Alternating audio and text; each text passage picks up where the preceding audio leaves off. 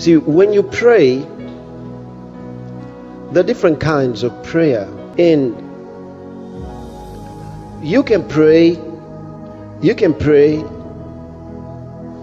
in a way that just helps you to pour out your heart. Okay? But that's not enough. That's one good way to pray. But there is a prayer that can have all of them together. You pour out your heart. Your spirit is lifted to receive results. And then your spirit is inspired to see the future. Are you ready? Listen, Jesus taught his disciples to pray. So they knew how to pray. Are you hearing me? They knew how to pray. They prayed the kind of prayer that gave results. That's why when you study in the New Testament, you would see how the apostles had results from their praying. Okay, relax. Relax yourself. You know how to relax? I didn't say sit back. I can relax without sitting back. I know you all went like this. To relax is not just a physical thing. It begins mentally. Relax your mind. What does it mean to relax your mind? Reduce the speed. Can you reduce the speed? Okay, let me show you how to reduce the speed. Laugh a bit. Just laugh. Come on now. Laugh again. Say wow. Are you relaxed now? Some they couldn't even say that. Say ha ha ha. All right. There's no telling what will happen here now. Just watch. So now your mind is relaxed. Then I want you to do the next thing. How many of you speak in other tongues? Let me see your hand up. You speak in other tongues? Great. What a church. Great. Okay. I want you to just raise one hand. Just one hand. In your relaxed position. Just raise one hand. Okay? And thank the Lord. Just go on and just thank him. Okay?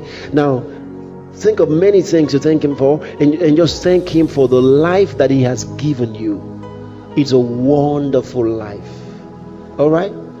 Thank him for the wonderful life that he has given you. Such a beautiful life. Okay?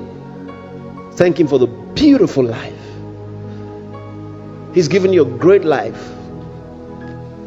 Think of all the beautiful things that the Lord has done through your life and in your life. Okay? See what he's done? He's beautified your life. Praise God. He just waved that hand before the Lord and said, thank you, Lord Jesus. You've been so wonderful to me. You've blessed me. You've blessed me. You've blessed me. Lord, you blessed me. You blessed me. Hallelujah. Okay, stop. What are the two things you've done? Number one, you did what? I said what? Relax. Number two, what did you do? You began to bless the Lord. All right? You were blessing him. You were thanking him. You were glorifying him. Okay? You were blessing him and thanking him. And when you do that, you raise your hand. You can raise one, you can raise two. All right? And bless him.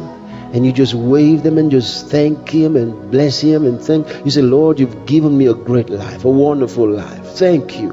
What a life. Oh, blessed Jesus. You know, you just thank him. Hallelujah. That's number two. All right. You know what number three is? You know what number three is? Now, because I want to bring many things into one, okay? So you can. In number three, you confess whatever wrongs there may be in your life. All right?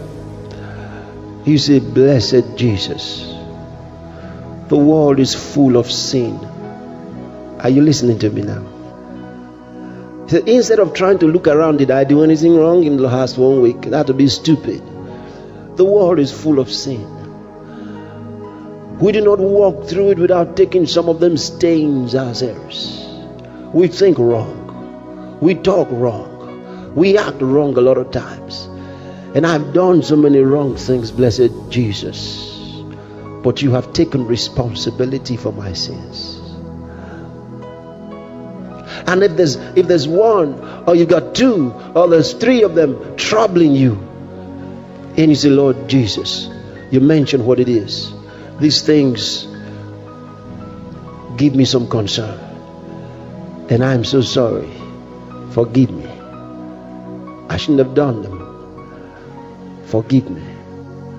Thank you for giving me forgiveness. Hallelujah.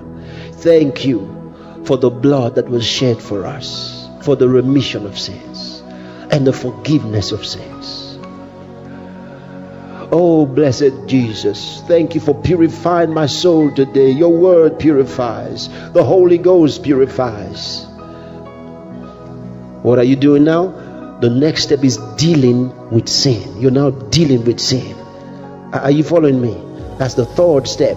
You deal with sin. Number one, you relax. Number two, you give him praise. Number three, you deal with sin. All right? You deal with it in your life. Deal with it. You deal with it.